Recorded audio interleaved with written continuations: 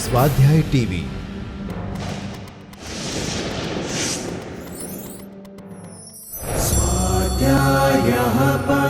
Doctor Baba Saheb Ambedkar open university.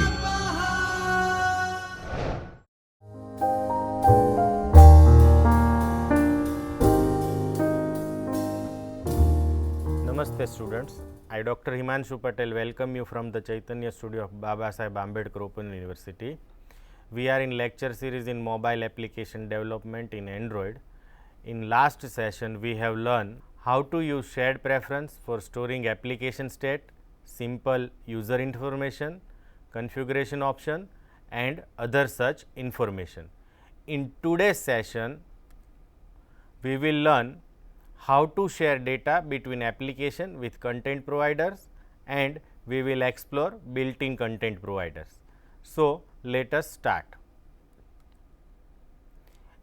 Application can access data within other application on the Android system through content provider interface and expose internal application data to other application by becoming a content provider. That means, it is a mechanism for sharing data between applications and your application can even become content provider, so that it can share its own data with other application. Android provides number of built-in content providers and your application can access content provider data from variety of sources. The package for Android content provider is android.provider. That means, all the providers are available in package android.provider. So, this is package where all our built-in content providers are stored. You can create your own content provider that can provide its data to other application through these content provider mechanism. Let us look at some of the built-in content providers. The first content provider is MediaStore. It's used to provide audio visual data on the phone and external storage. Audio visual means image, audio and video. Then there is a call log content provider which is used to send and received called information. You can get all the sent, dialed, miscalled etc. using call log media provider, call log content provider. We can have browser history and bookmarks set by user using browser media browser content provider, and we have contract provider which is used for phone contact database or phone book. We can retrieve all the context information using contract content provider. We have setting content provider which is used to give us system wide device setting and preferences. Then finally, we have user dictionary content provider which is a dictionary of user defined words for the use with predictive text input. When you type input in text field, it prompts you for what will be the word is based on the user input. So, for that we can use this user dictionary content provider. We will explore all these content provider in some detail. So, let us start with MediaStore content provider. As we mentioned earlier, it is used to access media on the phone and external storage device. That means, your audio, video and image may be stored on your phone storage or it may be stored in external device. So, these MediaStore content provider is used to retrieve all these media on your phone as well as on external storage device. The primary type of media that you can access are audio, images and video. You can not only retrieve, but add and delete media files from the device using MediaStore content provider. There are also handful of helper classes are available that defines the most common data columns that can be requested. Now, what are those helper classes are? We will see. The common MediaStore classes are shown on screen. The first is video.media class, and its purpose is to manage this video file on the device. Another class is images.media, which manages images files on the device. Then we have images.thumbnails class, which is used to retrieve thumbnails for the images. We have audio.media class, which manages audio file on the device. We have audio.albums, which manages audio files organized by the album. Then we have audio.artist, which manages audio files by the artist who created them, and we have audio.genres, which manages audio files belonging to particular genre or category. We have also audio.playlist class, which manages audio file that are part of particular playlist. The second content provider is call log content provider. It provides an access to the call on the handset.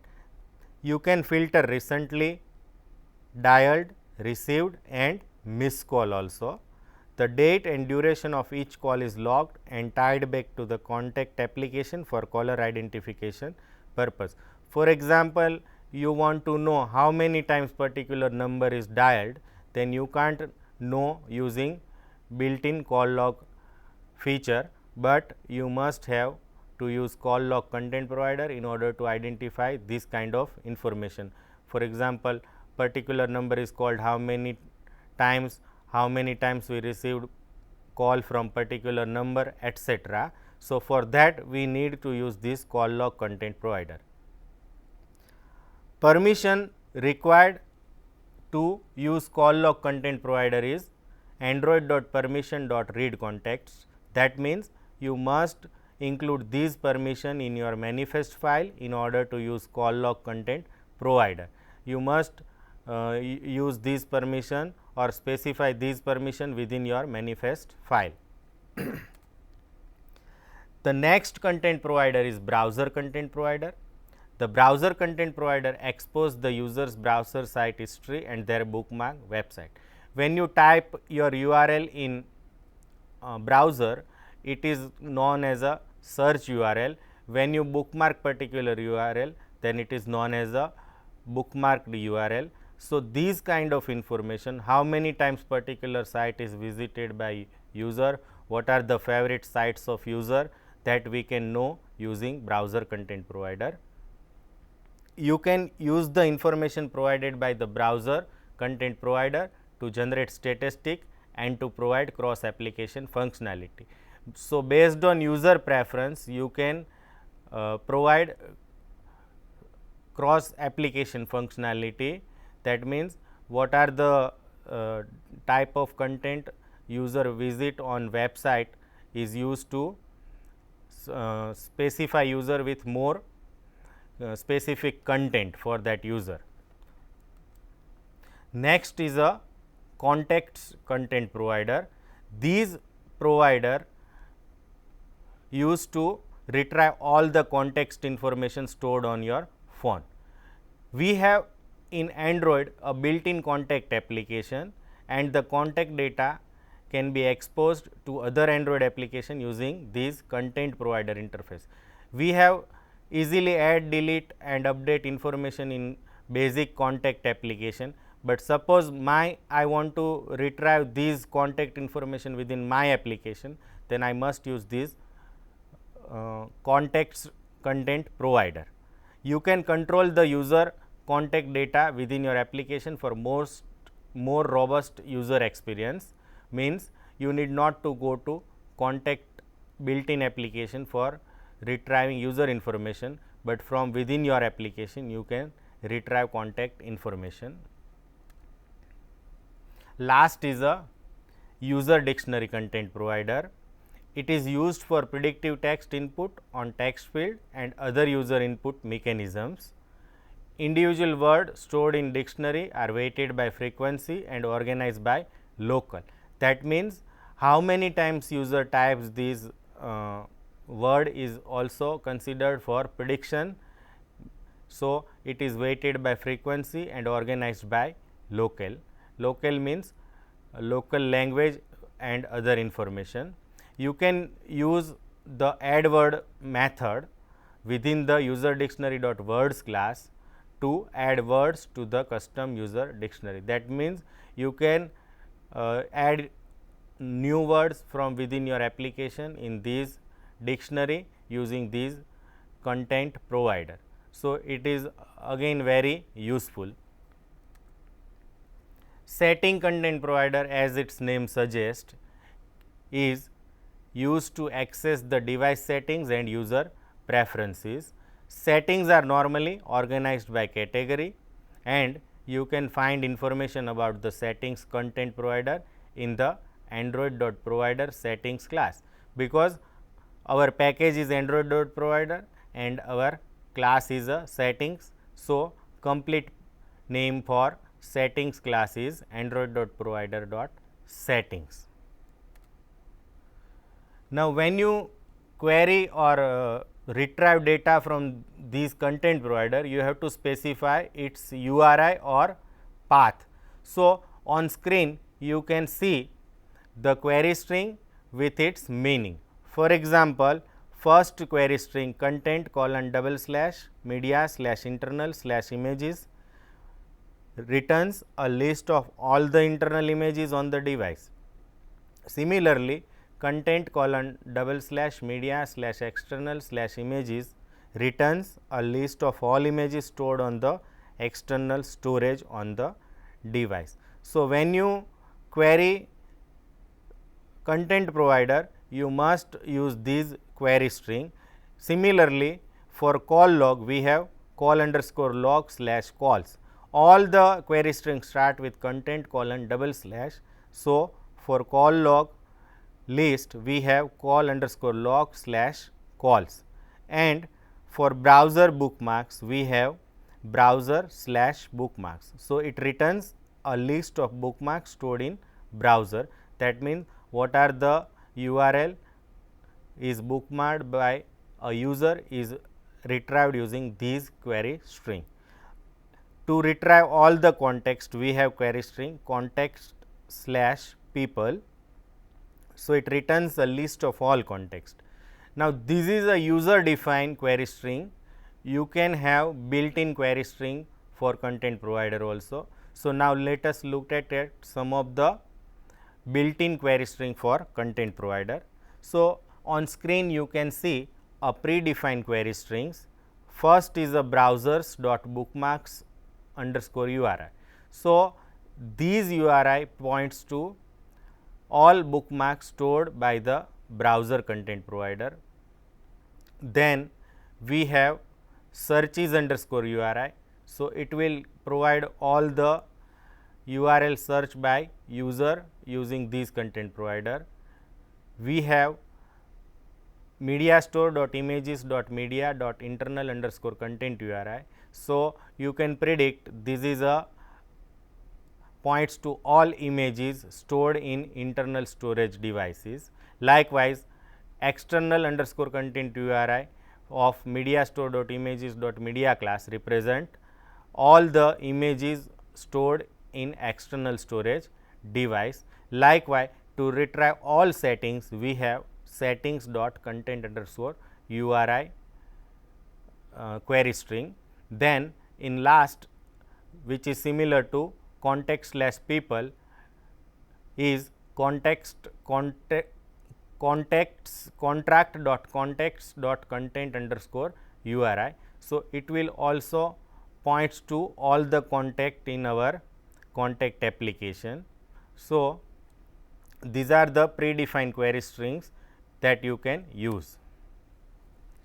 Now, we have discussed all the built in content provider, but you can create your own content provider, or your application can become content provider. So, how to create your own content provider in Android, we will understand. All you need to do is extend the abstract class content provider and override the various methods defined within it. I can write down my content provider extends content provider. That means, my content provider becomes content provider, and I must override all the methods which is abstract in content provider class.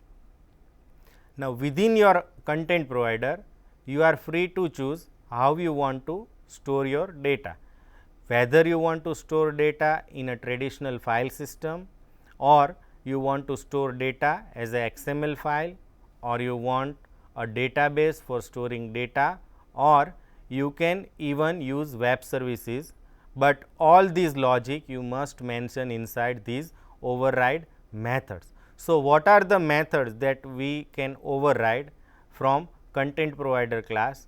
Let us look at those methods.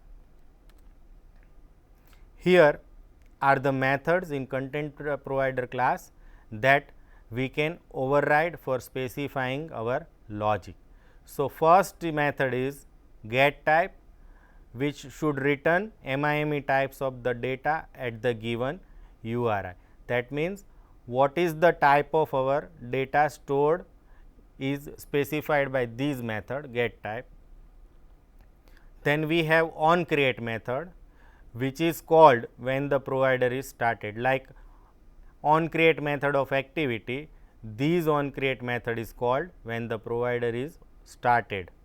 Then there is a query method which you can override so that it receives a request from a client and the result of request returned is a cursor object. That means, you retrieve query from client or user and you return them a cursor object as a result set. Then we have insert method, so that user can insert a new record into the content provider. We must override delete method to delete an existing record from the content provider. Now, remember, you have to manipulate or explain how to insert, delete and update your data. So, accordingly you have to override these method insert, delete and update, so that you can store data into database or XML or as a web service inside these insert, delete and update. So, update method updates an existing record from the content provider. So, these are the various methods that you can override to become your application as a content provider. Now, today we write down one program which read phone book context using content provider and display it in a list. We have inbuilt contact application available, where you can insert your context and whatever context added by user, we will retrieve it in a list using content provider. So, we write down this program. The second program is exercise for you. You have to study content provider class and create your own content provider to share employee information with other application. You must write down one class which extends content provider, and then you have to override all the method that we have discussed, and you have to decide whether you want to store your data in a database that we have already learned, or you want to store them as a XML or whatever other method like file system or web services you want.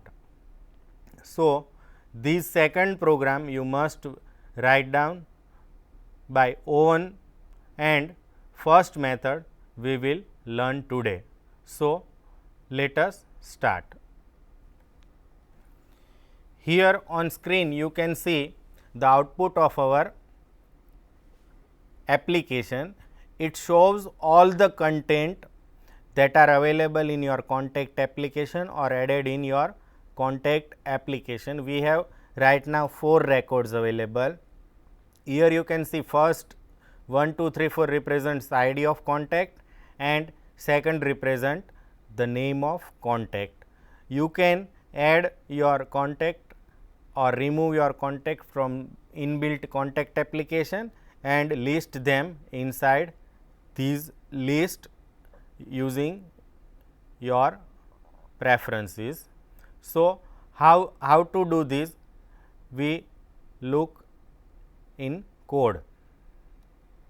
So, here you can see I have created one activity which is a list contact activity, and it displays all the context available in list. So, let us understand these code. So, here we define one list view. Now, remember our class list context activity extends list activity and not a normal activity. So, this is a list activity and displays list of context. So, here I define a list view and we have cursor which is returned by our content provider using query method. So, we will store result of context inside this cursor C. Here set content view method is missing because we are using list activity. So, we have not used set content view method. So, as we discussed in presentation, these contract.contexts.content_URI represents list of context available. So, in all context URI, we have URI points to all the context available in content application, and here we use manage query method to retrieve all context. Now, remember manage query like query method of database takes certain arguments. The first argument here all context is a URI that points to our contexts. The second is the projection or which column you want to retrieve. Suppose I want to retrieve all the columns, then this argument is null. Our contact information may include our phone number, name, email address, second number, etc. So, what data that you want to retrieve is specified by second argument, which is called projection, which specifies the set of columns. Third argument is the selection criteria.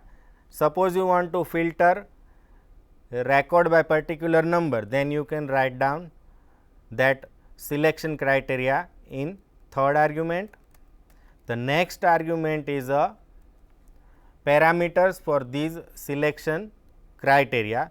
Suppose I write down name is this, then that value must be supplied by fourth argument, and then fifth argument specifies the order in which we want to retrieve our data. So, manage query is used to fetch all the context detail in cursor C. So, once this method is executed, we have all the records of contact are available in cursor C. So, here I created one array of string with name record, and it contains the number of records returned by these cursor. For example, we have 4 context. So, C dot get count represents 4. So, in record we have 4 strings which represent individual contact. Now, C dot move to first we have already used. This method moves our cursor to first record, and we will continue this for loop for 4 times starting from 0 to less than 4, and I is incremented every time. So, inside ID I write down C dot get string. Now, remember in C dot get string you can either specify the name or index of the context. So, here I write down C dot get column index, and the column we want to retrieve is a context contract.context._ID. This column represents our ID. So, its index is returned in c.getString and that column is returned inside id, and inside name, in second line inside name we retrieve index of display name.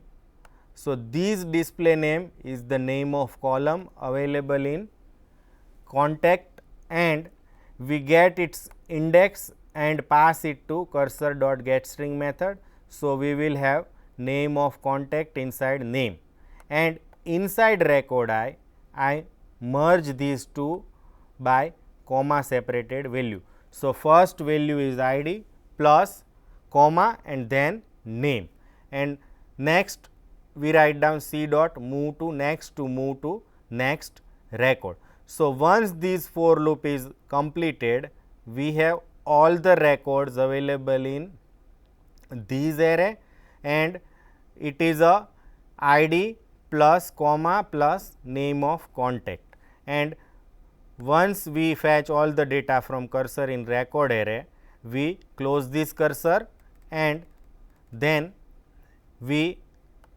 get default list provided by list activity using get list view method inside LV, and then we set background for our list is a black, that you can see in this application.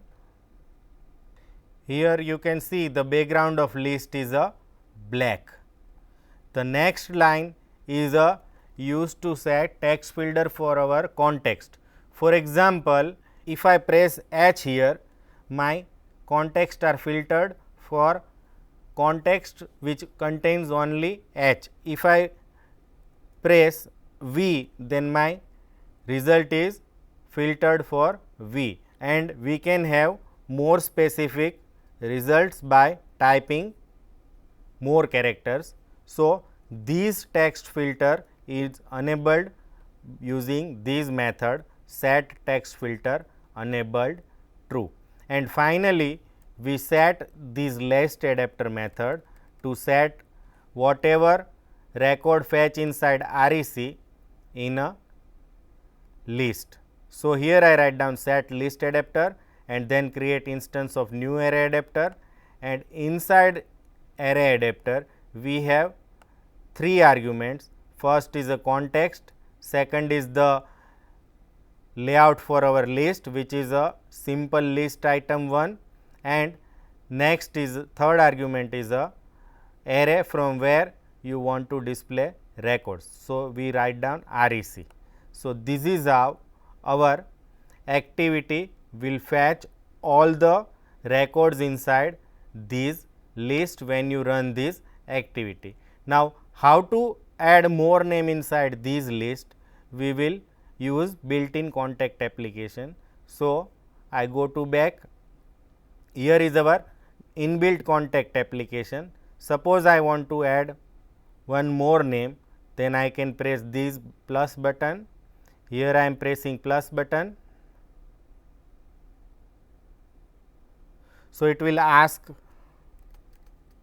for name, and here you can write down phone number,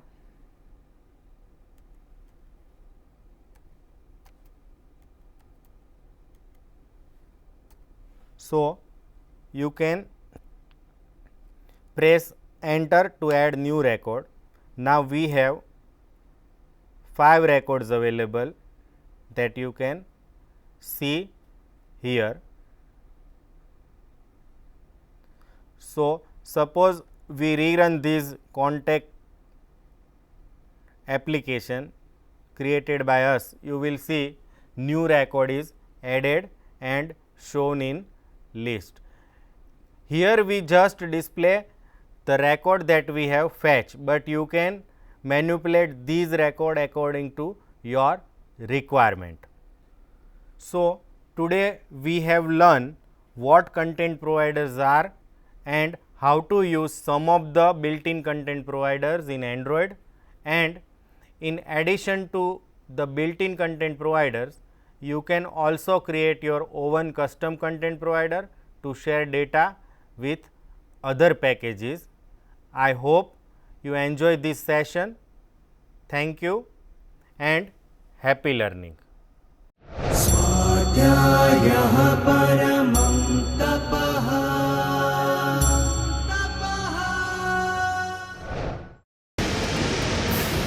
स्वाध्याय TV